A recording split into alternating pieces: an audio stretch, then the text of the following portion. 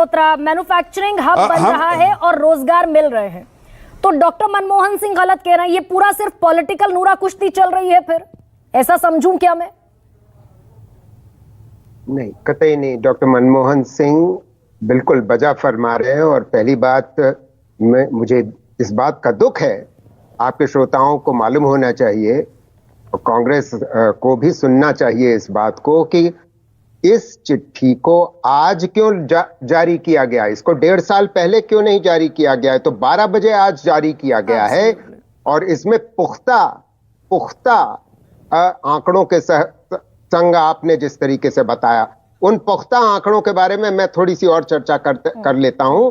तो जिसमें, क्योंकि मुझे आपसे भी आज गिला शिकवा करना है, क्योंकि आपने कुछ चीजें बहुत ठीक से नहीं बताई। पहली चीज देखिए, ऐसा है कि जहां तक एमएसपी का सवाल है, एमएसपी जिस तरीके से 2004 और 14 में बढ़ी, उसकी वजह, उसके बनिस्पत, उसकी तुलना में भाजपा ने कहीं कम बढ़ाई, पहली बात। दूसरी बात, एम्प्लॉयमेंट का आपने सवाल उठाया।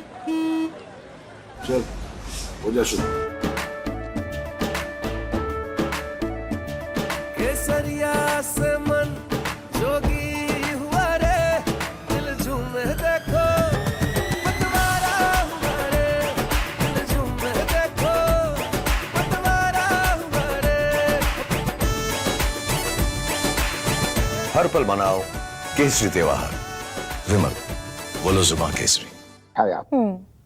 एम्प्लॉयमेंट में 2004 और 14 के बीच में 75 लाख गैर कृषि क्षेत्र में रोजगार पैदा हो रहा था, जो गिर करके कोविड से पहले ही 29 लाख प्रतिवर्ष हो गया। जबकि हमारे प्रधानमंत्री ने वादा किया था 2 करोड़ नया रोजगार हर साल पैदा करेंगे। मगर असलियत तो ये है कि आज भी हमें जरूरत है कम से कम 1 करोड़ से ज्यादा रोजगार की, मगर आप पैदा कर रहे हैं केवल 29 से 30 लाख। और उसके ऊपर हमको बताया गया कि इन्फ्लेशन बड़ा तेज था तब, और इन्फ्लेशन हमने कितना कम कर दिया। अरे आपको ये कोई नहीं, एक सेकंड मुझे मुद्रा लोन से लेकर स्टार्टअप योजना, अरे मैं बताता हूं ना, एक सेकंड। मुद्रा लोन कितना मिलता है आपको मालूम है? आपके श्रोताओं को मालूम होना चाहिए। 29,000 रुपए एक आदमी को मिलता है, और वो मतलब के पकौड़ा बना सकता है 29,000 में, और कुछ नहीं कर सकता। माफ करिएगा, अगर आप इस पे चर्चा पूरा करना चाहते हैं तो इसी पे मैं चर्चा कर सकता हूं। बहुत लिखा है इस विषय पे। आगे बोलने दीजिए मुझे, मेहरबानी करके। रियल वेजेस, इन्फ्लेशन ज्यादा होने के बावजूद 14 तक रियल वेजेस कहीं ज्यादा तेजी से बढ़ी थी। रियल वेजेस निरंतर पिछले 10 साल में स्थिर रही हैं, कांस्टेंट रही हैं, बढ़ी कतई नहीं है। इन्होंने इन्फ्लेशन जरूर गिरा दिया। भाई अगर ये रोजगार नहीं पैदा करेंगे तो कैसे आप उम्मीद करती हैं कि रोजगार दर बढ़ेगी, वेतन बढ़ेगा? हो ही नहीं सकता।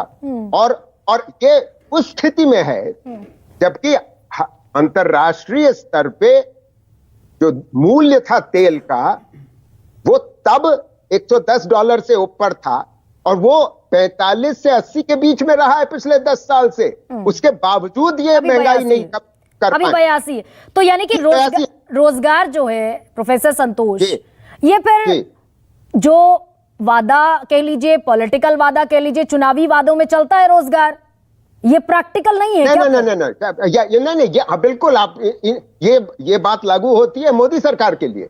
ये बात मनमोहन सिंह सरकार के लिए नहीं लागू होती है। और 2-3 बात तेजी से आंकड़े आपको बता देता हूं। इसमें कोई दो राय नहीं है कि जीडीपी ग्रोथ रेट, जो विकास दर थी 4 और 14 के बीच में 7.8% थी सालाना, वो क्या हो गई है 5.8% पिछले 10 साल में। और मैं आपको यह भी याद दिला दूं कि अगर जो रेट थी 7.8, तो हम तीसरी बड़ी अर्थव्यवस्था आज तक हो चुके होते हैं। जो भाजपा कह रही है कि हम 5 साल बाद बनेंगे, हम हो चुके होते तीसरी बड़ी। तो मतलब मुझे ये न जताया जाए। ओके, आखिरी बात सुन लीजिए। नहीं, बहुत जरूरी बात कहने जा रहा हूं कि आगे चलते हुए भी IMF, वर्ल्ड बैंक, OECD ये सारे अंतर्राष्ट्रीय संस्था ये कह रहे हैं कि आगे चलते हुए हम ग्रोथ रेट, विकास दर 8 के आसपास नहीं पहुंच पाएंगे। अगले 5-6 साल में केवल 6.5% ये लोग कह रहे हैं। हाँ, ये अंतर क्यों है? इसी तरह के पूर्वानुमान है प्रोफेसर संतोष, आप ठीक कह रहे हैं। जो प्रेडिक्शंस हैं वो इसी तरह की हैं कि तकरीबन 6.1 से 6.3 के बीच ग्रोथ रेट रहेगी। मैं विजय सरदाना आपसे बड़ा मौजू और बड़ा सीधा सवाल पूछ रही हूं। मैं तो सारे आंकड़े पढ़ती हूं, उसमें बेरोजगारी देश में है और भयावह समस्या है। बड़े अदब से पूछ रहा हूं मैं प्रोफेसर बताइए कि 11वें स्थान में जो एक सेकंड जफर साहब, मैं लौटूंगी, सीरियसली लौटूंगी। एक सेकंड, एक सवाल मेहरोत्रा जी से पूछ तो लीजिए कि 10 सालों में नहीं 10 साल में क्यों नहीं 11वें स्थान में जो हमारी इकोनॉमी थी वो क्यों नहीं बढ़ गई, तीसरे स्थान में हो गई, क्यों नहीं हुई?